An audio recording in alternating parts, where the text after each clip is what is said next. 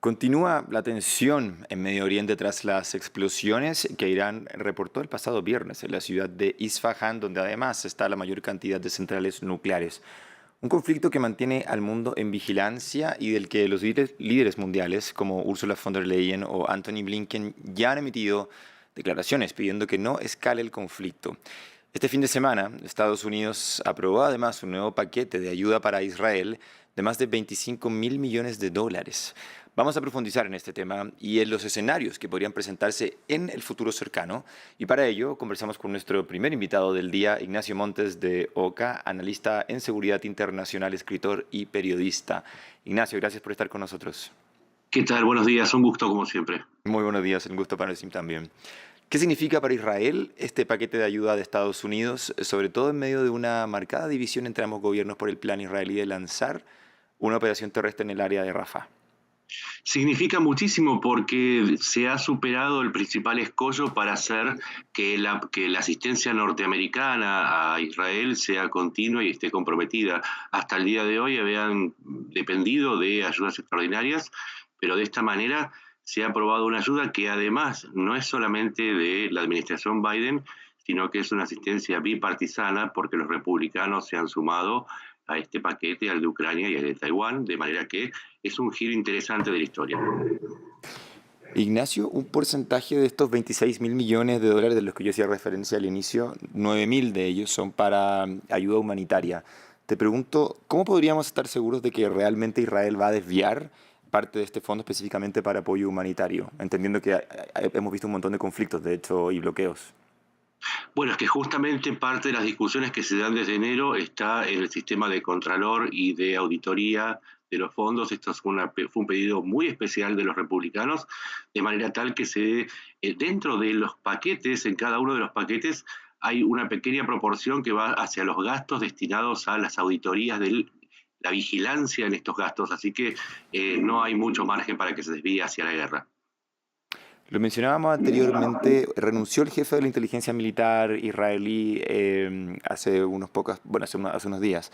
¿Por qué hasta ahora y qué efectos puede tener esta dimisión en el gobierno de Netanyahu? ¿Por qué se hizo esperar tanto? El principal problema que tiene hoy Israel es interno y es político.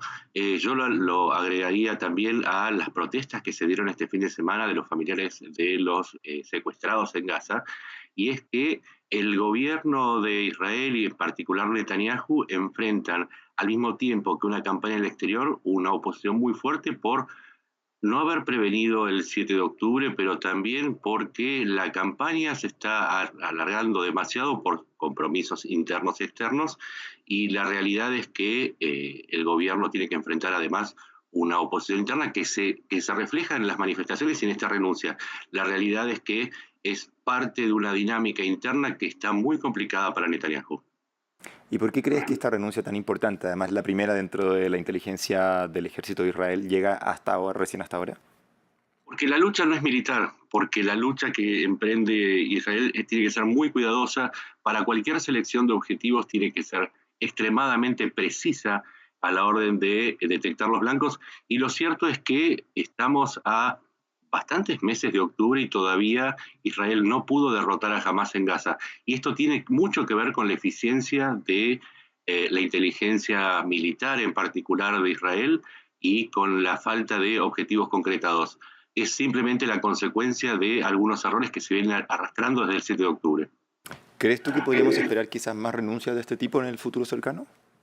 No, no lo veo muy factible. Creo que el núcleo central del problema es Netanyahu, que sus compromisos internos, sus compromisos externos y la falta de una definición. Tengamos en cuenta que el PBI de Israel está cayendo, ya tuvo un retroceso que se calcula en el 8%.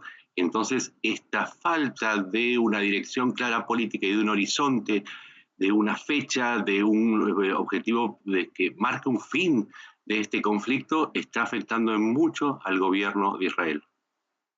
Tú lo mencionabas recientemente en tu respuesta, bien interesante. Además, dijiste que ya casi más de 6 meses, de hecho, de iniciada la guerra, Israel todavía no puede derrotar a Hamas, que es algo que probablemente todos pensamos en un minuto que iba a pasar más rápido por el poderío militar de Israel. ¿Dónde crees tú que está la falencia en no poder terminar de una vez por todas con la guerra como promete Netanyahu? Básicamente hay dos puntos. El primero es que Israel tiene una tradición de priorizar el rescate de los israelíes y eso no se ha logrado y está anulado el segundo punto y es que en la estrategia de Israel ha acumulado a 1,2 millones de gazatíes en el norte y con eso se ha creado un problema porque ya no se trata de una acción militar que pueda ejercer libremente atacando los objetivos de Hamas, sino que está condicionada a una acción que puede provocar un desastre humanitario y ese desastre humanitario es lo que le vienen advirtiendo los principales aliados, en particular Estados Unidos y la Unión Europea, advirtiéndole que cualquier acción militar que se lleve adelante, si es una catástrofe humanitaria, francamente no lo pueden apoyar. Entonces, ese es el principal problema. El principal problema de Israel no es militar, tiene la capacidad para derrotar a Hamas, siempre la tuvo y siempre la va a tener. Pero la guerra es un fenómeno político y es ahí donde entran los problemas, empiezan a correr los problemas para Israel. Volvamos y también justamente sobre este tema al fin de semana pasado, específicamente el viernes, cuando Irán reportó estas explosiones dentro de su país. Parece hasta ahora no haber respuesta ni interacción nueva entre Teherán e Israel. ¿Podemos dar por cerrado quizás este episodio dentro del conflicto? Claramente, si fuera en términos futbolísticos, Israel lo cierra 2-0. El 1-0 fue cuando frenó el 99% de los misiles y drones que le lanzó Irán. El 2-0 fue cuando demostró este fin de semana que puede ejercer su poderío a largas distancias golpeando una batería antiaérea de una manera muy, muy precisa a unos kilómetros de la principal instalación nuclear de Irán. Y de esta manera le demostró que puede llegar mucho más lejos. En este caso, se dio por satisfecha a Israel al haber demostrado su capacidad disuasiva. Irán encontró una salida honorable, si se quiere decir, a la humillación y dio por cerrado esta serie de incidentes.